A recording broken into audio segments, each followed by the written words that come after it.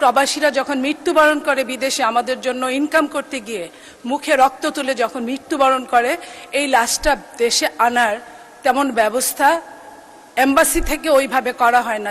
লাশকে বাড়ি পর্যন্ত পৌঁছানো সহ তার দাফন কাফন সহ সবকিছুই আমরা সম্পন্ন করে আসছি এবং এটা হয়তো এই বাংলাদেশে প্রথম। নীলুফার চৌধুরী মনি একটি সম্পূরক প্রশ্ন করতে পারেন। মাননীয় স্পিকার, আপনাকে ধন্যবাদ। মাননীয় স্পিকার, এই প্রবাসীরাই আমাদেরকে বাংলাদেশে টিকিয়ে রেখেছে তাদের রেমিটেন্স দিয়ে। এই রেমিটেন্স যোদ্ধারা প্রত্যেকটা পদক্ষেপে অসহায়ের মতো তাদের অবস্থা। দেশের বাইরে যাওয়ার জন্য প্রথমেই তারা আনস্কিল হিসেবে যান। আনস্কিল হিসেবে তারা কিভাবে বাথরুম ইউজ করে, কিভাবে আপনার ইমিগ্রেশনের জন্য কাগজে লিখতে হয়, এগুলো কিছুই জানে না। এই জায়গাগুলোতে আমাদের কোনো ওইখানে হেল্পার নাই। আমরা যারা তাদের সাথে কোনো বিদেশে গমন করি, আমরা হয়তো তাদেরকে কখনো হেল্প করি এই লিখে দেওয়া কাগজগুলোকে।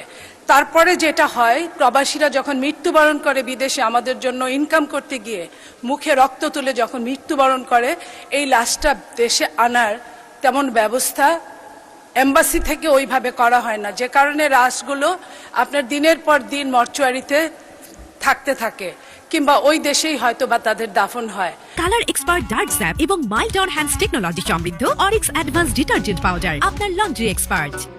এই যে তাদের আত্মীয় পরিজনরা তাদের লাশ পর্যন্ত দেখতে পারে না। প্রশ্ন করুন মাননীয় সদস্য। আমরা বলি যে এটা আমাদের মাননীয় প্রধানমন্ত্রী অত্যন্ত প্রবাসী বান্ধব একজন মন্ত্রী, এই দেশের একজন নেতা, তার কাছে আপনার মাধ্যমে বলতে চাই যে এই লাশগুলো কিভাবে সত্তর আসতে পারে সেই ব্যবস্থাটা উনি যেন করেন এবং এই ই পাসপোর্টের ব্যবস্থাটা সহজীকরণ করার জন্য তাদের কাছে তাদের হয়ে আমি আবেদন করছি মাননীয় মন্ত্রী মহোদয়ের কাছে।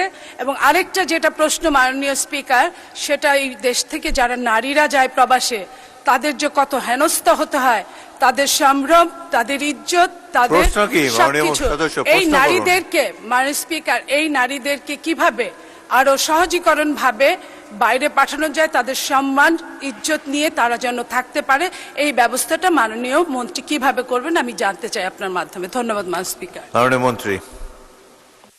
মাননীয় স্পিকার, আপনাকে ধন্যবাদ। এই ব্যাপারে আমাদের মাননীয় প্রধানমন্ত্রীর দিক নির্দেশনায় আমরা প্রত্যেকটি সেন্টারে যেভাবে আমরা দক্ষ শ্রমিক তৈরির জন্য সব প্রশিক্ষণ ব্যবস্থা করা হচ্ছে এবং ইতিমধ্যে মাননীয় সংসদ সদস্য তো জানেন, বাংলাদেশের বিভিন্ন সংবাদ মাধ্যমে প্রকাশিত হয়েছে যে বিদেশে যারা এই পর্যন্ত মৃত্যুবরণ করেছে, এই সরকারের সময় আমরা আমাদের সরকার